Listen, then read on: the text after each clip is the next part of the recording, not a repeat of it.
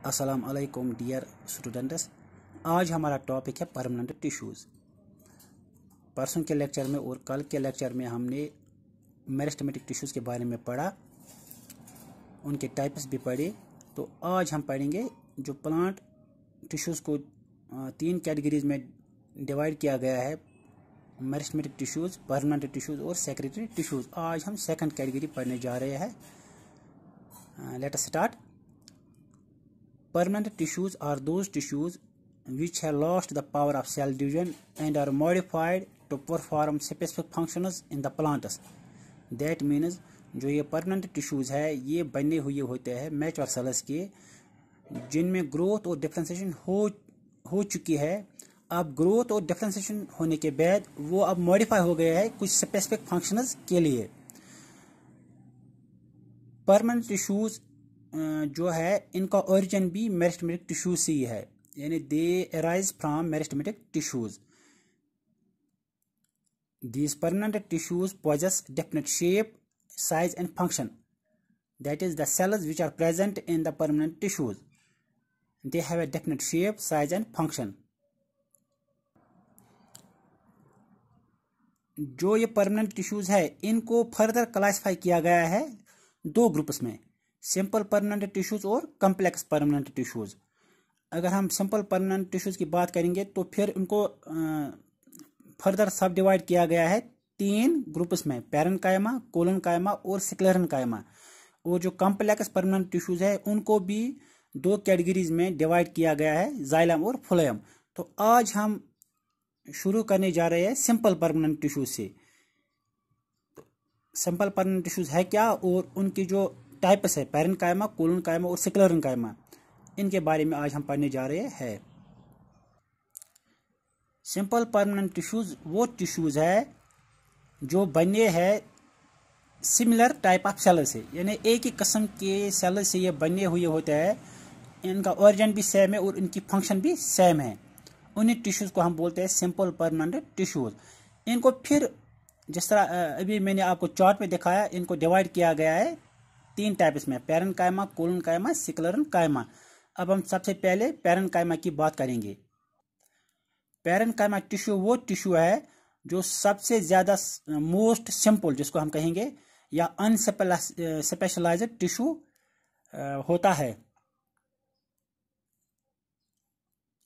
इनके जो cell walls होते हैं वो थिन वॉल्ड होते हैं और उन सेल्स के दरमियान इंटरसेलुलर स्पेसेस प्रेजेंट होती है, यानी सेल्स और सेल्स के दरमियान स्पेस होती है। मेरिस्टेमेटिक टिश्यूज में इंटरसेलुलर स्पेस एब्सेंट होती है। यहाँ पर पैरेन्काइमा में जो सेल्स के दरमियान स्पेस है वो प्रेजेंट होती है।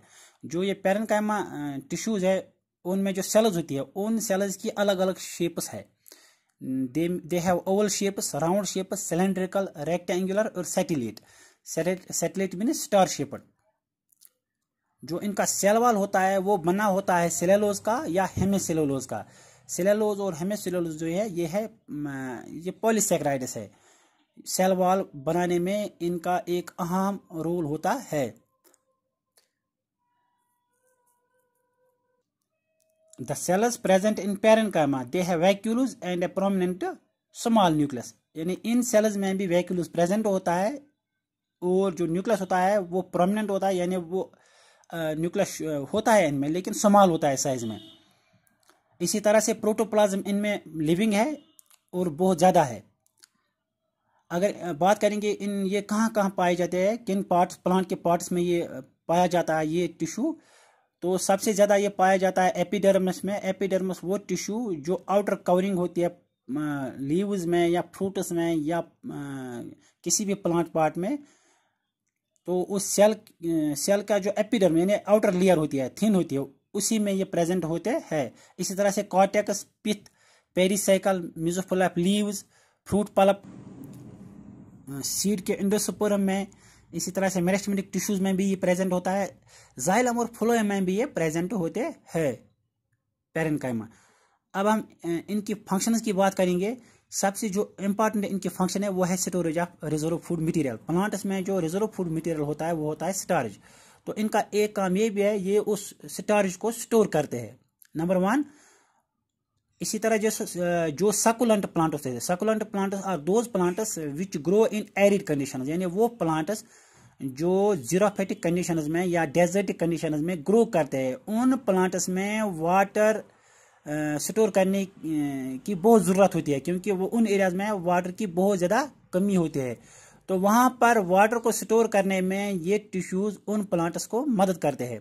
इसी तरह से ये इनका और एक फंक्शन है, जो हेटेरोफाइटिक प्लांट्स हैं, यानी वो प्लांट जो पानी में होते हैं, पानी में ग्रो करते हैं, पॉन्ड्स में, इसी तरह से लेक्स में, स्प्रिंग्स में।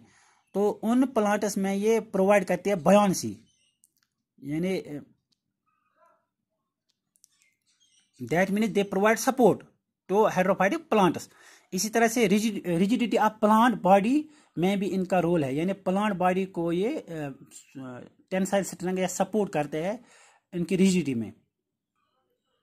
अब नंबर सेकंड टिश्यू जो है वो है कोलन कायमा।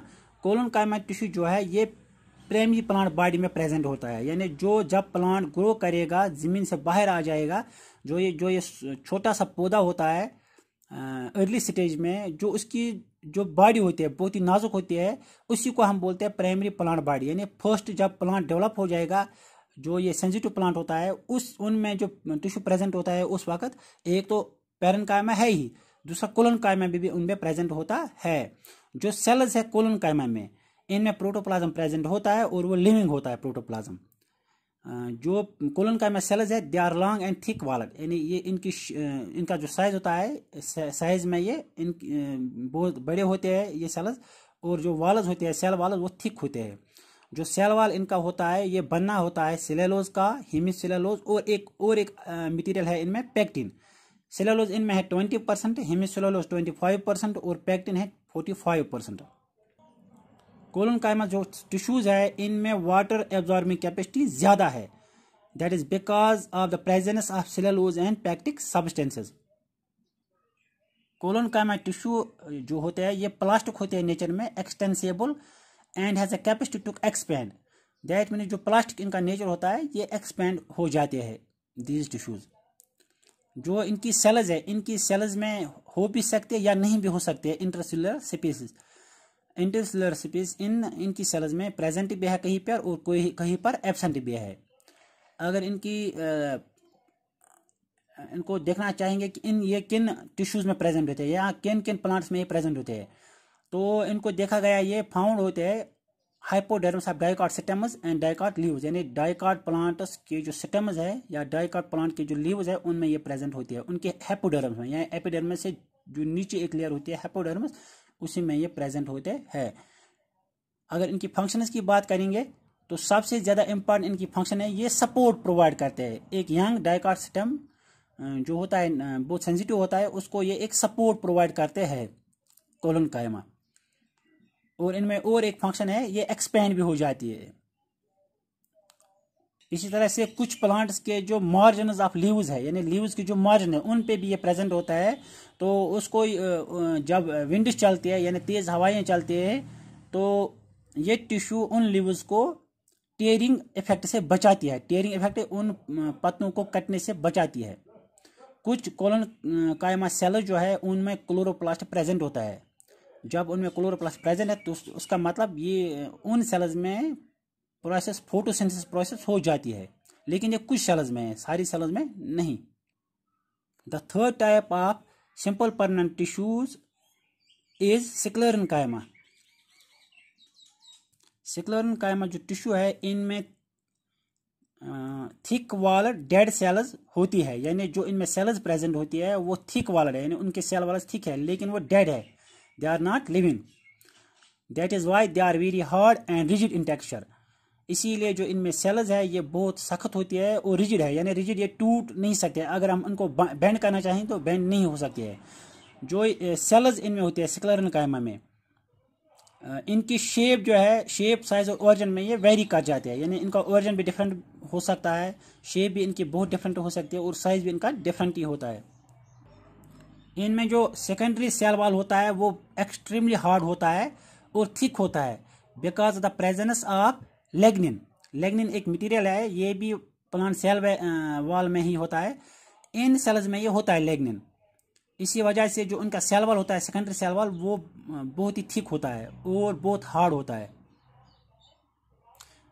शुरुआत में ये सेल जो है ये लिविंग होती है, लेकिन जब ये सेल इनकी डेवलपमेंट हो जाती है तो उनमें लिग्निन और सेकेंडरी सेल वॉल की डिपोजिशन ज़्यादा हो जाती है, तो उसकी वजह से फिर आगे जाके डेड हो जाएंगी।